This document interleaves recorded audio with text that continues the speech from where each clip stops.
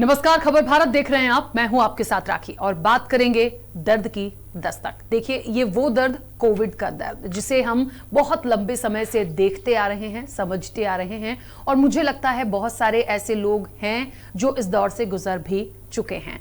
अब देखिए, एक पहली रिपोर्ट जब हुई, पहला दौर जब आया, उसके बाद दूसरी लहर, दूसरी के बाद अब तीसरी। यही चर्चाएं थी कि तीसरी लहर कितनी खतरनाक होगी और वो दस्तक दे भी चुकी है। सबसे बड़ी बात यह है कि जिस तरीके से अनलॉक की चीजों पर हम आए, धीरे धीरे लॉकडाउन खुला, क्या लोग उतने जागरूक होने के बाद भी लापरवाही नहीं कर रहे? बहुत सारी बातें हैं, क्यों हो रहा है, किस लिए इस तरह की चीजें हो रही हैं, इनसे कैसे बचेंगे और सरकार की क्या प्लानिंग्स हैं, हम विस्तार से चर्चा करेंगे। लेकिन एक रिपोर्ट है, पहले वो देख लेते हैं।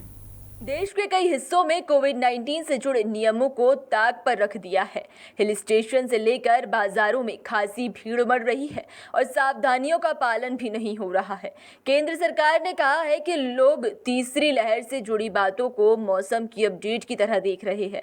हाल ही में प्रधानमंत्री नरेंद्र मोदी ने भी इसे लेकर अपनी नाराजगी जाहिर की है। वहीं दूसरी तरफ एक शीर्ष वैज्ञानिक का कहना है कि भारत में तीसरी लहर 4 जुलाई से शुरू भी हो चुकी है। हालांकि सरकार ऐसा नहीं मान रही है। उधर इंडियन मेडिकल एसोसिएशन ने एक बयान में कहा कि तीसरी लहर बस आने ही वाली है। वहीं भारत में कोरोना की तीसरी लहर को लेकर चेतावनी जारी की गई है। स्वास्थ्य वैज्ञानिकों के एक दल ने अक्टूबर तक देश में कोरोना की तीसरी लहर आने की आशंका जताई है। चिकित्सा विशेषज्ञों के अनुसार अक्टूबर तक भारत में कोरोना वायरस संक्रमण की तीसरी लहर आने की संभावना जताई गई है। हालांकि स्वास्थ्य वैज्ञानिकों ने कहा है कि यह भारत में आई दूसरी लहर के मुकाबले अधिक नियंत्रित होगा, लेकिन इस तीसरी लहर के कारण अब देश में कोरोना संक्रमण एक और साल तक बना रह सकता है। वैसे कोरोना वायरस के नए खतरनाक वेरिएंट डेल्टा प्लस ने लोगों की चिंता बढ़ा दी है और इस डेल्टा प्लस वेरिएंट के मामले पूरे देश में धीरे धीरे बढ़ते जा रहे हैं। डेल्टा प्लस वेरिएंट की गंभीरता को देखते हुए केंद्र सरकार ने राज्यों को सावधान रहने के निर्देश दिए हैं। साथ ही जरूरी सुविधाएं बढ़ाने की सलाह भी दी है। देश में अब तक डेल्टा प्लस वेरिएंट के 50 से ज्यादा मामले सामने आ चुके हैं। सबसे ज्यादा मामले महाराष्ट्र, मध्य प्रदेश, तमिलनाडु और आदि राज्यों से सामने आए हैं। लेकिन दूसरी तरफ लोग अपने परिवार के साथ हिल स्टेशनों पर तफरीह में मशगूल हैं और खुलेआम कोरोना प्रोटोकॉल की अनदेखी की जा रही है, जबकि पूरा देश दूसरी लहर के कहर से अभी तक ठीक तरह से उभरा भी नहीं है। तो कोरोना की तीसरी लहर दे रही है दस्तक और जो प्रोटोकॉल है उसकी खुलेआम अनदेखी हो रही है। क्यों? देखिए, लॉकडाउन किसके लिए हुआ? आपकी सेफ्टी के लिए। उसके बाद अनलॉक किसके लिए हुआ? कि आप लोग भी निकले, काम कर सके, तमाम चीजें हैं। लेकिन जहां तक प्रोटोकॉल की धज्जियां उड़ाई जा रही हैं या अनदेखी हो रही है, ये लोगों को खुद करना होगा। सरकार की जो गाइडलाइंस है आप उनको फॉलो करेंगे, आपको करना होगा और आपको खुद अपनी जान की परवाह है ना, आप अपने लिए सोचेंगे तभी आप दूसरों को भी सुरक्षित रख पाएंगे। ये बिल्कुल बहुत फैक्ट बात है। और देखिए, फर्स्ट वेव के बाद सेकेंड वेव हो गई, सेकेंड के बाद सेकेंड में तो इतनी चीजें हमने देखी हैं, बहुत लोगों की जान गई है, बहुत ज्यादा लोगों की। और ये कहा जा रहा था कि सितंबर अक्टूबर तक थर्ड वेव यदि आएगी तो ये और ज्यादा घातक हो सकती है। और इस बीच हमने क्या क्या नहीं देखा। हमने ब्लैक फंगस भी देख लिया, डेल्टा प्लस वेरिएंट भी देख रहे हैं हम, और न जाने कितनी चीजें अब इस थर्ड वेव में देखना बाकी हैं। तो निश्चित तौर पर आप निकल रहे हैं तो प्लीज जो प्रोटोकॉल है उसका तो पालन कीजिए। आप यदि नहीं सोचेंगे, लापरवाही करेंगे तो फिर एक बार हम सबको घरों में कैद होना पड़ेगा, क्योंकि ये मजबूरी हो जाएगी, हम कुछ नहीं कर सकते। और जान बचाना, आप सोचिए, जान है तो जहान है, तो हमें वो चीजें करनी ही होगी। इस चर्चा को हम आगे बढ़ाएंगे। हमारे साथ दो मेहमान जुड़े हैं। सबसे पहले आपका परिचय करा दें। हृदेश धारवाड़ जी हमारे साथ हैं, पॉलिटिकल एडिटर हैं। हृदेश जी, बहुत स्वागत चर्चा में जुड़ने के लिए। और डॉक्टर हितेश शर्मा हमारे साथ जुड़े हैं, जो कि संचालक हैं आयुष्मान हॉस्पिटल के। डॉक्टर हितेश, आपका भी बहुत स्वागत है। मैं चर्चा की शुरुआत सबसे पहले डॉक्टर हितेश आपसे ही करना चाहूंगी। बीइंग अ डॉक्टर, अभी क्या माने हम कि ये थर्ड वेव जो है, जो कहा जा रहा है कि सितंबर अक्टूबर तक दस्तक दे देगी, क्या ये श्योरली सितंबर अक्टूबर तक आएगी या डेल्टा प्लस वेरिएंट जो आया है तो हम माने कि ये दस्तक दे चुकी है? जी, डेल्टा प्लस वेरिएंट्स कई स्टेट्स में बहुत कॉमनली स्प्रेड हो रहा है। हालांकि मध्य प्रदेश में भी इसके मामले बहुत कम मिले हैं, लेकिन थर्ड लेयर जो आप बात कर रही हैं, third layer I don't think October तक भी वेट होगा, क्योंकि जिस हिसाब से पैटर्न ऑफ डेथ 20 फरवरी की जो पैटर्न ऑफ डेथ WHO ने इंडिया में पाया था, उसके एग्जैक्टली 2 मंथ्स बाद 20 अप्रैल को वो पीक था सेकेंड वेव का। उसी डेथ पैटर्न को अभी WHO ने 4 जुलाई को ऑब्जर्व किया है इंडिया में। दैट मीन्स अगर उस डेथ पैटर्न के हिसाब से चलेंगे तो it will take only 2 months to get on the peak.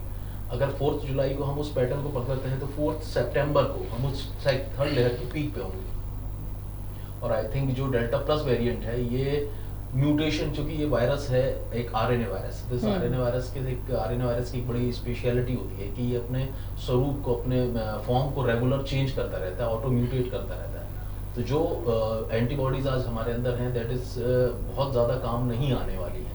काम वही आएगा जो हमारे प्रोटेक्शन से, हम अपनी सावधानियों से उस वायरस को अपना एंटर होने से रोक लेंगे। क्योंकि अगर हम पुराने एक्सपीरियंस पे जाएं तो जिन लोगों को हो चुका है कोरोना एक बार, उन्हें भी सेकंड बार पकड़ा और कई पेशेंट तो डेथ भी हो गई जिनको ऑलरेडी फर्स्ट टाइम पे रिकवर कर गए। तो इसका कोई एक डेफिनेट पैटर्न नहीं है कि आप ये सोच रहे हैं कि मेरे को एक बार हो चुका है तो अब मैं प्रोटेक्ट हो गया हूँ, बिना मास्क के घूम सकता हूँ, या मैं वैक्सीन की भी मुझे ज़रूरत नहीं है। ऐसा बिल्कुल भी नहीं है। हमारी प्रोटेक्शन हमारे ही हाथ में है, और जितना डेल्टा प्लस वेरिएंट के बारे में भी हम जाने हैं वो बहुत खतरनाक स्ट्रेन है।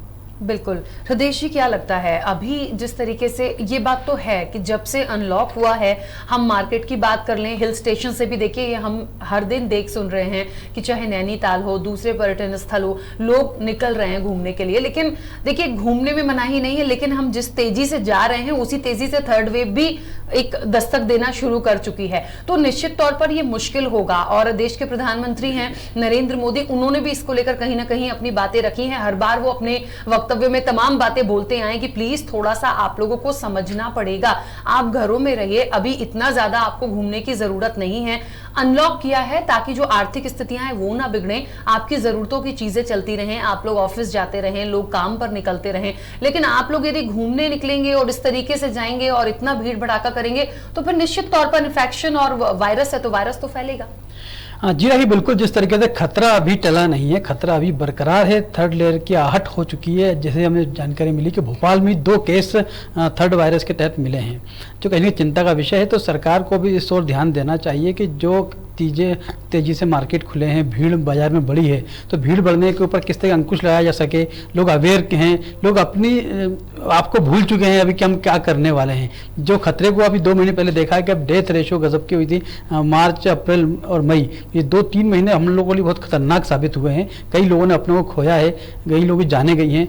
इसके बाद भी लोग लगातार लापरवाही कर रहे हैं, भीड़ बाजार में इकट्ठा कर रहे हैं, दुकानें खुल रही हैं, मार्केट खुल रहे हैं, लोग बिल्कुल लापरवाही के साथ अपने काम कर रहे हैं। तो यदि इस ओर ध्यान नहीं दिया तो ये निश्चित तौर पर कि तीसरी लहर जो और भी घातक साबित हो सकती है। क्या किया जाए? सरकार की गाइडलाइंस के अकॉर्डिंग यदि हम देखें तो सोशल डिस्टेंसिंग के लिए बोला गया है, सैनिटाइजेशन हमें करना है, मास्क कैरी करना है। अब मास्क तो ऐसा हो गया है कि लोग लगा तो रहे हैं लेकिन वो हमेशा नीचे ही मिलता है। बहुत सारे लोग उसके लिए बहुत सारी प्रॉब्लम्स बताते हैं, हम कंटिन्यूसली लगा नहीं सकते, हमको ब्रीदिंग प्रॉब्लम होता है। लेकिन आप मार्केट में हैं तो आपको करना पड़ेगा। इन सब चीजों के क्या लगता है, कैसे इन चीजों से लोग खुद अपने आप को जागरूक करें? जी राखी, लोगों को जागरूक होना पड़ेगा। जागरूकता नहीं करेंगे तो अभी जब दवाई तो ठीक है, वैक्सीनेशन चल रहा है, वैक्सीनेशन के साथ भी इस बात की अभी गारंटी नहीं है कि आपको कोरोना नहीं होगा। वैक्सीनेशन के बाद भी आपको कोविड हो सकता है। डॉक्टर साहब हमारे साथ चर्चा में है। डॉक्टर साहब, जो सिम्टम्स अभी दिख रहे हैं वर्तमान में, तो किस तरह का थर्ड लहर है, क्या वेरिएंट इसके हैं और क्या सिम्टम्स इसके पेशेंट में होते हैं?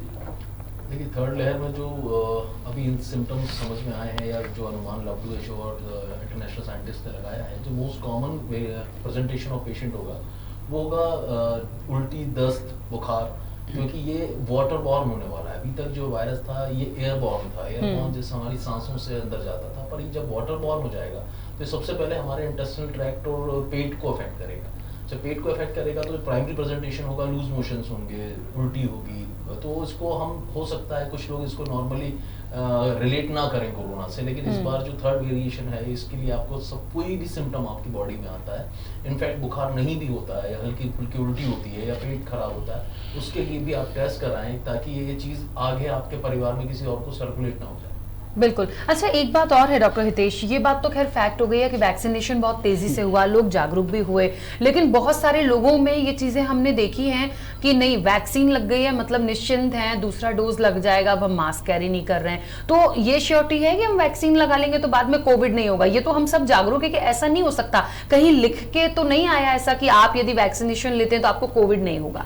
ऑब्वियसली बिल्कुल सही बात है। वैक्सीनेशन जैसे कि एस्टिमेटेड परसेंटेज ऑफ सिक्योरिटी आपको दिया गया है, अगर आप दोनों डोज वैक्सीनेटेड हैं तो आप 63.5% सिक्योर्ड हैं अगेंस्ट डेल्टा प्लस वेरिएंट। इसमें कहीं भी किसी भी जो रिजल्ट्स आए हैं उसमें कहीं भी 99, 100 क्या 90% भी टच नहीं है।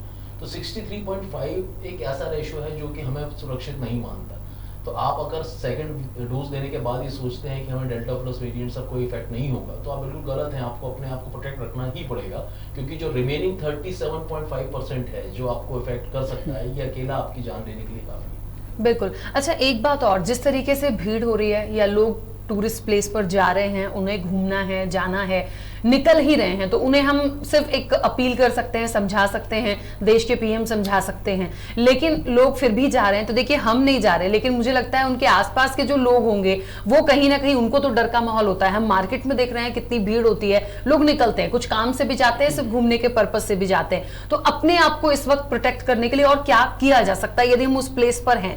देखिए, मोस्ट कॉमनली जो स्प्रेड है, अगर एयरबॉर्न भी है तो 6 फीट तक आपका जो मुंह से निकले हुए वेपर्स हैं वो आपको सर्कुलेट करा सकते हैं। तो अगर आप मास्क खुद के लिए मत लगाइए, दूसरों के लिए लगाइए। हो सकता है आपके अंदर कोरोना वायरस प्रेजेंट हो और आपको सिम्टम नहीं दे रहा हो, लेकिन वही वायरस जब दूसरे की बॉडी में जाएगा तो उसको हो सकता है वो बहुत ज्यादा बीमार कर दे, या हो सकता है उसको आईसीयू में एडमिट कर दे। तो आप अगर खुद को प्रोटेक्टेड मानते हैं, खुद को अपनी इम्यूनिटी से भरपूर मानते हैं, तो एटलीस्ट दूसरों के लिए मास्क कैरी करिए, क्योंकि जब भी आप किसी ऐसे एरिया में होंगे जहाँ 4 या 5 लोगों से ज्यादा है, तो आपको बातचीत करते वक्त मास्क का उपयोग करना ही पड़ेगा, अगर आप फ्यूचर में 3rd, 4th, 5th, 6th लहर को रोकना चाहते हैं, क्योंकि ये वेरिएशन करता जाएगा और ये वायरस 3rd के बाद भी रुकने वाला नहीं है। ये रुकेगा तभी जब हम अपनी आदतों में सुधार लाएंगे।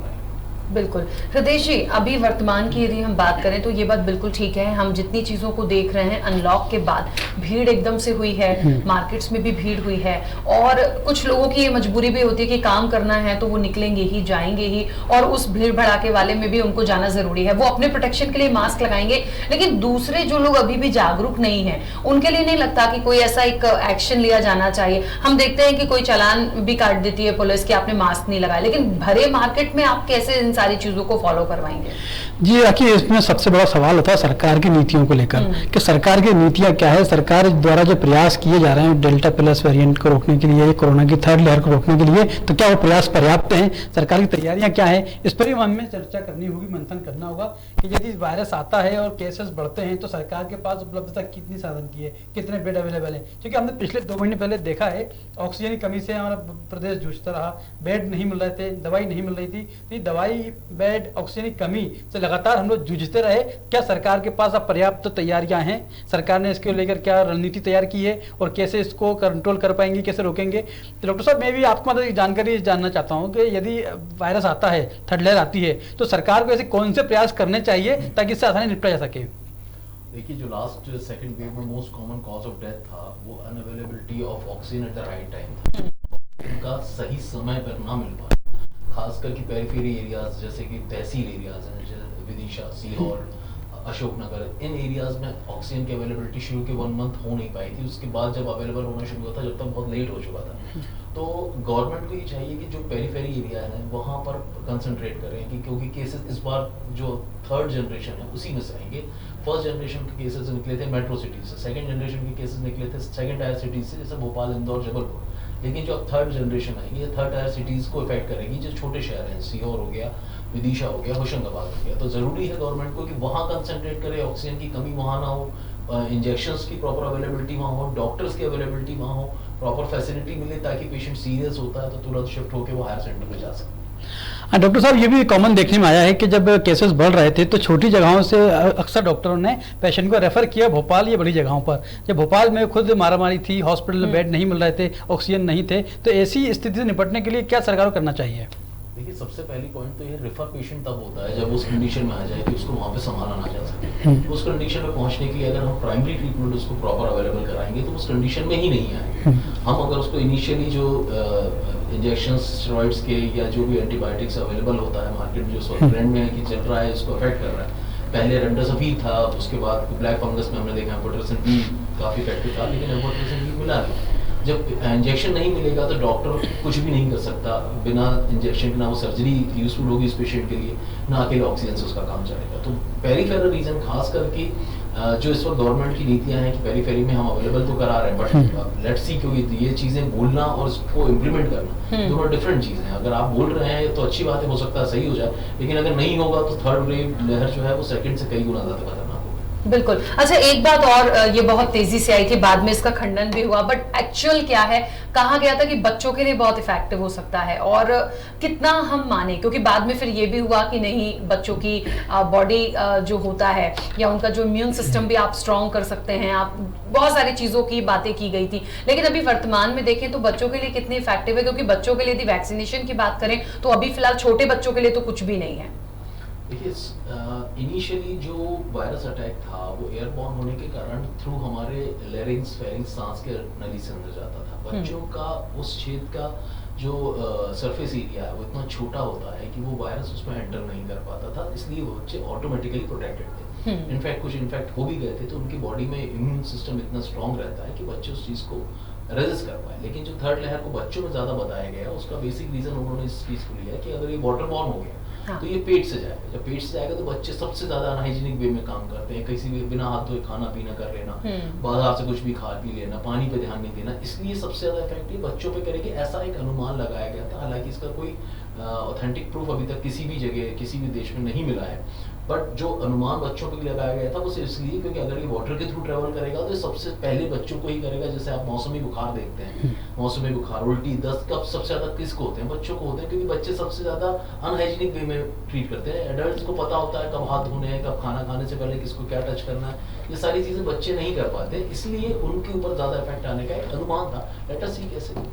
बिल्कुल। अच्छा, एक चीज और, जिस तरीके से अब क्योंकि ये चीजें कब आएंगी, कितनी इफेक्टिव होंगी, प्रयास क्योंकि पहले से था कि तीसरी थर्ड वेव जो है वो आएगी, तो अलग अलग सेंटर्स और बना सकते हैं, ऑक्सीजन की व्यवस्था पहले से की गई है। लेकिन हम वर्तमान स्थिति को देखें, क्योंकि ये ऐसा वायरस है, हम देख चुके हैं कि जब मौत का ग्राफ बढ़ा तो एकदम तेजी से इतनी ज्यादा डेथ हुई है कि समझ नहीं आ रहा था। मतलब जो शमशान घाट है वहां पर भी जगह कम पड़ गई थी। तो देखिए, वायरस है, अटैक हो रहा है, आप बीमार हो रहे हैं, आप आईसीयू में हैं और फिर आपकी डेथ हो रही है। इन सारी चीजों को एकदम से कंट्रोल करना, हम लग रहा है कि वर्तमान स्थिति में हम इन सारी चीजों को कंट्रोल कर पाएंगे यदि एकदम से इसका अटैक होता है तो? जी बिल्कुल, अभी की स्थिति तो लग रहा है कि जो प्रिपरेशंस हैं उसमें, क्योंकि गवर्नमेंट भी थोड़ी अवेयर हो चुकी है, हॉस्पिटल्स भी थोड़े प्रिपेयर हैं। पहले जो सेकंड वेव आई थी उस समय आई थिंक भोपाल में सिर्फ 30 या 40% हॉस्पिटल्स थे जिसमें proper availability of oxygen and oxygen channels थे। इनफैक्ट ऑक्सीजन बेड भी उस समय उतने अवेलेबल नहीं थे, लेकिन अभी लास्ट 1 and 2 मंथ्स में हॉस्पिटल्स के जो ओनर्स हैं उन्होंने अपने यहाँ ऑक्सीजन बेड्स ज़्यादा बढ़वाए हैं, ऑक्सीजन लाइन ज़्यादा बिछवाई हैं। तो ये है कि प्रिपरेशंस तो पहले से काफ़ी इम्प्रूव्ड हैं, लेकिन अब उसको इम्प्लीमेंट कैसे कर पाएंगे ये तो। डॉक्टर, मेरा एक सवाल था इसमें जुड़ा हुआ, आपसे संबंधित था। ये कहा जाता है कि मेडिसिन इंडस्ट्री का एक बहुत बड़ा इसमें एजेंडा होता है कि मेडिकल, जैसे रेमडेसिविर इंजेक्शन की हमने बात की, फेविफ्लू मेडिसिन की हमने बात की, तो जो दवाइयों के लोग नाम नहीं जानते थे, लेकिन इस बीमारी की आड़ में दवाइयों को काफ़ी बड़ी मात्रा में प्रचारित किया गया, बेचा गया। तो लगता है कि आपको मेडिकल इंडस्ट्री का इसके पीछे हाथ होता है, ये ऑपरेट करती है उस सिस्टम को? सर, मेडिकल इंडस्ट्री को अपन इससे रिलेट नहीं करते। This is known as pharma industry. Pharma industry मतलब जो प्रोडक्शन ऑफ मेडिसिन करते हैं वो WHO के साथ कईयों बार ऐसा पाया गया है, तथ्यात्मक रूप से मिला है। WHO के साथ मिलकर किसी मेडिसिन को एक्स्ट्रा हाइप देते हैं ताकि उनका स्टॉक जो है वो कम जाए या कम हो जाए। रेमडेसिविर को WHO ने शुरुआत में ही कहा था कि रेमडेसिविर के कोई इफेक्ट्स शुरू के 5 दिन के बाद पेशेंट को नहीं है, लेकिन चूंकि मीडिया ने रेमडेसिविर को इतना ज्यादा वो करा कि ऐसा लगने लगा कि रेमडेसिविर के बिना कुछ हो नहीं सकता। लेकिन रेमडेसिविर का बेसिक इफेक्ट कभी भी नहीं रहा हुआ है, पर ऐसा कहीं किसी भी लिटरेचर में नहीं लिखा हुआ है। अगर इनिशियली 5 डेज में आप इनफैक्ट होने के फर्स्ट 5 डेज में आप इंडस्ट्री लगाते हैं तो भी 60 to 70% ही प्रोटेक्शन मिल रहा है, उसके बाद तो वो जीरो है। इनफैक्ट आपको बॉडी को हार्म कर रहा है, क्योंकि वो आपकी कहीं ना कहीं रीनल डैमेज कर रहा है, लिवर डैमेज कर रहा है। इसलिए कुछ इंजेक्शंस ऐसे बीच में हाइड्रोक्सीक्लोरोक्विन को काफी हाई किया गया, उसको काफी बेचा गया है, क्योंकि जब स्टॉक खत्म हो गया तो फिर WHO की तरफ से एक निर्देश आ जाता है कि हाइड्रोक्सीक्लोरोक्विन का इफेक्ट नहीं है। हालांकि ये चीज गाइडलाइन में पहले एकदम क्लियर होनी चाहिए कि इसका इफेक्ट नहीं है, आपको इसको नहीं लेना है।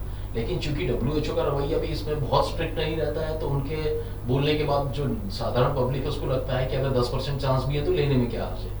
तो ये चीजें थोड़ी कहीं ना कहीं WHO की तरफ से होती है, but it is govern by pharma industry, और डॉक्टर्स इसमें सिर्फ वही कर सकता है जो उसके पास वहाँ गाइडलाइन आती है। बिल्कुल। अच्छा हृदय जी, अभी बीच में जब अनलॉक हुआ था तब ये भी कहा गया था कि जितने भी व्यापारी हैं या जो अपनी दुकानें खोलेंगे या मार्केट में यदि भीड़ होती है तो उन्हें भी हर चीज का ध्यान रखना है। आपकी शॉप पर सोशल डिस्टेंसिंग की जिम्मेदारी उनकी है, सैनिटाइजेशन आपको करवाना होगा। सबसे बड़ी बात कि जो वैक्सीनेशन है वो भी कंपलसरी कर दिया था कि आप बहुत सारी जगह पे हमने ये देखा।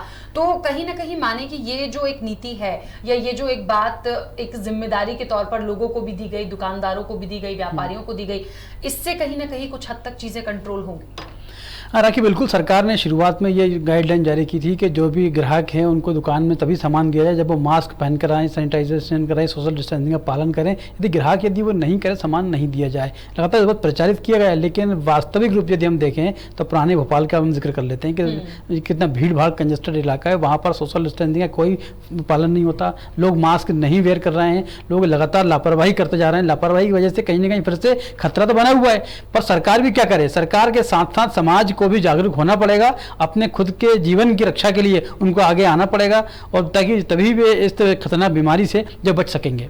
अभी क्या लगता है इन सारी चीजों के चलते सरकार क्या करे इन लोगों के लिए, क्योंकि ये बहुत जरूरी है। मैंने फिर वही बोला कि हम पूरी सेफ्टी से मार्केट जा रहे हैं, हो सकता है हमें बहुत जरूरी काम है या मजबूरी है। अब देखिए बहुत सारे लोग ऐसे होते हैं जिनके घर में शादियां थी, बहुत सारे लोगों की शादियां पोस्टपोन हुई हैं, कैंसिल हुई हैं, जिन्हें अब करना है, कुछ वक्त है, तो वो यदि जा भी रहे हैं तो दूसरों का क्या करेंगे? दूसरे तो नहीं उस चीज को समझ रहे हैं, कुछ दुकानदार भी ऐसे हैं जो उस चीज को नहीं समझ रहे हैं, तो वो लोग क्या करें जो अपने आप को सेफ्टी पॉइंट ऑफ व्यू से उनके देखे कि वो सेफ्टी से जा रहे हैं, लेकिन दूसरे उसको जो चीजें हैं वहां भीड़ भड़ाका है, चीजें उनको नहीं समझ रहे हैं। तो लगता है कि ऐसी जगह पर या तो कोई ऐसा व्यक्ति निर्धारित कर दिया जाए या उस दुकान को सील करें, या प्रॉपर नोटिफिकेशन कहीं ना कहीं मिलता रहे कि यहां पर इतनी भीड़ लग रही है। जैसे हमने बहुत सारी जगह देखा है कि नगर निगम ने कुछ कैमरे सीसीटीवी लगा के अपने पास उसका पूरा वो रिकॉर्ड रखा है कि कहां पर भीड़ हो रही है, लोग मास्क लगा रहे हैं कि नहीं लगा रहे हैं, तो डायरेक्ट उस दुकान का नंबर और वो लेकर आप कार्रवाई करें, तब शायद लोगों में थोड़ी और जागरूकता आए, क्योंकि ये लोग अपने बारे में नहीं सोच रहे, हमें दूसरों के बारे में तो सोच ही लें हम। जी रखिए, आज जिस तरीके से नरसिंहपुर का एक मामला सामने आया है कि दुकानदार लापरवाही कर रहा था, मास्क नहीं पहन रहा था, सोशल डिस्टेंसिंग पालन नहीं कर रहा था, ग्राहकों की भीड़ वहाँ लगी हुई थी, तो नगर निगम की टीम वहाँ पहुंची, उन्होंने बाकायदा उसको चालानी कार्रवाई की और 3000 का चालान भी काटा। तो चालान ही इसका हल नहीं है, चालान के साथ साथ दुकानदारों को भी अवेयर होना पड़ेगा, ग्राहक भी अवेयर रहें कि हमें कहाँ जाना है। बहुत ज़्यादा अति आवश्यक काम हो तभी दुकान पर जाएँ, तभी वे सामान के लिए बाजार में जाएँ, घूमें फिरें, लेकिन जब तक आपको ज़रूरत नहीं है तो कम से कम वे घर पर रहें, भीड़ से बचे रहें, दूर रहें, सोशल डिस्टेंसिंग का पालन करें, मास्क वेयर करें। तो ये अगर यदि सतर्क रहेंगे, अलर्ट रहेंगे तो ही बीमारी से बच सकते हैं। बिल्कुल ठीक बात है। डॉक्टर हितेश, एक बात और है, जैसे मान लीजिए एक मौसम भी अक्सर हम देख रहे हैं, इस वक्त जो सिचुएशंस हम देख रहे हैं, मौसम के कारण भी कई बार होता है कि थोड़ा सा हेडेक हुआ, फीवर आया, कई बार जैसे आपने बोला कि कई बार पेट दर्द होता है, बच्चों में भी हो जाता है। तो इन सारी चीज़ों को हम कितने दिन वेट एंड वॉच कर सकते हैं कि मतलब थोड़ा सा, कई बार होता है हम मेडिसिन ले लेते हैं, 1-2 दिन रहता है फिर ठीक हो जाता है, तो मतलब वेट एंड वॉच वाली स्थिति हम कितने दिन रख सकते हैं और उसके बाद हम टेस्ट कराएं, या फिर जैसे ही हमें हो रहा है हम तुरंत टेस्ट कराएं? क्योंकि हमने बहुत सारे लोगों को देखा है, पहले पैरासिटामोल ले लेंगे या पेट दर्द की दवाई ले लेंगे, कई बार ठीक होते हैं, कई बार नहीं भी होते हैं, तो वो कितना टाइम उसके लिए वेट एंड वॉच वाला होना चाहिए? देखिए, इट डिपेंड्स कि आपके जो सिम्टम्स हैं वो किस लेवल पे। अगर आपको एक आध बार लूज मोशंस होते हैं या थोड़ा बहुत जी मचलाता है, हल्का फुल्का फीवर है, तो इस कंडीशन को हम ये मौसमी भी मान सकते हैं। बट द फैक्ट इज कि मौसमी ट्रायल्स जो आप बोल रहे हैं, जो बीमारियां आप बता रहे हैं, ये मौसमी होती हैं, बट अभी right now the present condition में अगर वो वायरस एटमॉस्फेयर में है और अपने आसपास सर्कुलेट हो रहा है, तो वो जब भी आपकी इम्यूनिटी नीचे जाएगी, जैसे ही मौसम परिवर्तन होगा आपकी इम्यूनिटी में चेंज आएगा, तो जब भी आपकी इम्यूनिटी में चेंज आएगा तो वो virus is very keen to attack on your body. तो वो आपको छोड़ेगा नहीं उस चीज़ के लिए। तो अगर आपको लग रहा है कि ये पहले भी होता था तब तो कोरोना नहीं था, अब कैसे हो गया, क्योंकि कोरोना भी हमारे एटमॉस्फेयर पे सर्वाइव कर रहा है, कहीं ना कहीं वो किसी न किसी के अंदर डॉर्मेंट स्टेज में है, लेकिन वो हमारे समाज से गया नहीं। तो अगर आपको शुरू के 1, 2 दिन, 3 दिन बहुत लाइट सिम्टम्स हैं तो आप किसी डॉक्टर की सलाह से मेडिसिन लें। विदाउट डॉक्टर की सलाह से अपनी मेडिसिन ना लें। और अगर डॉक्टर को लगे अगर 3 दिन बाद भी उसकी मेडिकेशन से उतना इफेक्ट नहीं आ रहा है जितना उसने एक्सपेक्ट किया था, तो फिर वो डेफिनेटली आपको प्रिस्क्राइब करेगा कि आप उसके जाके RT-PCR या रैपिड एंटीजन तुरंत कराएं। हाँ डॉक्टर साहब, जैसे कि थर्ड लेयर दस्तक दे चुकी है तो कम से कम प्रिकॉशन के तौर पर मतलब एक हेल्दी व्यक्ति को क्या डाइट लेनी चाहिए, उसका डाइट प्लान कैसा होना चाहिए ताकि वो अपने आप को अंदर से स्ट्रॉन्ग कर सके, बीमारी का असर कम से कम हो, तो इसके लिए क्या आप सजेस्ट कर देंगे? देखिए, डाइट चार्ट जो हमारा इम्यून सिस्टम है ये एंटीबॉडीज बनाता है through protein, through amino acids. तो अगर हम प्रोटीन की डाइट्स अच्छे से लेंगे तो हमारी इम्यून सिस्टम ऑटोमेटिकली इंप्रूव होता जाएगा। इम्यून सिस्टम को इंप्रूव करने के लिए सिर्फ डाइट इंपॉर्टेंट नहीं है, हमें रेगुलर वर्कआउट कम से कम 15 मिनट्स, 20 मिनट्स, 10 मिनट्स करना चाहिए हमारे अकॉर्डिंग टू योर बॉडी।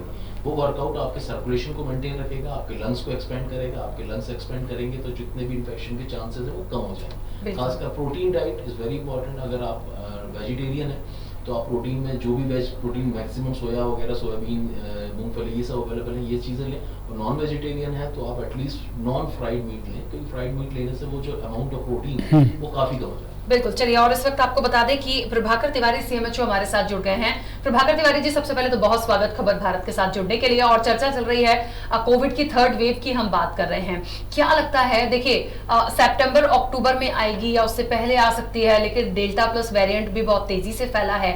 इन सब चीजों को देखते हुए क्या प्रिपरेशन है और अभी क्या स्थितियां और बनी हुई हैं? थैंक यू मुझे जोड़ने के लिए। मुझे सबसे पहले तो ये कहना है, जैसा कि आप कहते हैं, prevention is better than cure. तीसरी लहर कब आएगी या नहीं आएगी, ये सब डिपेंड करेगा कि हमारा कोविड एप्रोप्रिएट बिहेवियर वो कितना है, और दूसरा हमने वैक्सीनेशन कितना करवा लिया। अगर हम वैक्सीनेशन जिस तरह से कर रहे हैं और लगातार करते रहे तो ये तीसरी लहर को हम रोक भी सकते हैं, और अगर आती है तो उसको हम मिनिमाइज कर सकते हैं। इसी तरह से जो कोविड एप्रोप्रिएट बिहेवियर है, यानी कि मास्किंग और सोशल डिस्टेंसिंग, इनको अगर हम लगातार करते रहे तो इससे भी हम कोविड की तीसरी लहर के आने को रोक सकते हैं या उसको कम कर सकते हैं। बिल्कुल, तो ये तो दो चीजें हैं जिनको हमें करना ही होगा। अगर हम ये नहीं करेंगे तो हम कोविड की तीसरी लहर को खुद ही आमंत्रित करेंगे। बिल्कुल। एक बात तो ठीक है, वैक्सीनेशन की बात आपने बोली प्रभाकर तिवारी जी, वो तो बिल्कुल ठीक है, लेकिन हम जो स्थितियां अनलॉक के बाद अभी भी मार्केट्स में देख रहे हैं या दूसरी जगह से जो खबरें आती हैं कि टूरिस्ट प्लेस पर भी भीड़ भाड़ हो रही है, इन लोगों को कैसे जागरूक करेंगे? या तो ये लोग निश्चिंत हैं कि हमारा वैक्सीनेशन हो गया तो हम सेफ हैं, ऐसा तो नहीं है, क्योंकि ऐसा तो कहीं है नहीं कि वैक्सीनेशन हो गया है तो कोविड नहीं हो सकता। बिल्कुल, आपकी बात 100% सही है, और इसीलिए हमें संयम बरतना पड़ेगा। हमें अगर बाहर निकलना है तो हमें सोशल डिस्टेंसिंग बाहर और मास्क उसका 100% पालन करना पड़ेगा। हमारा आत्म संयम जितना तगड़ा होगा उतना ही हम तीसरी लहर को रोक पाएंगे।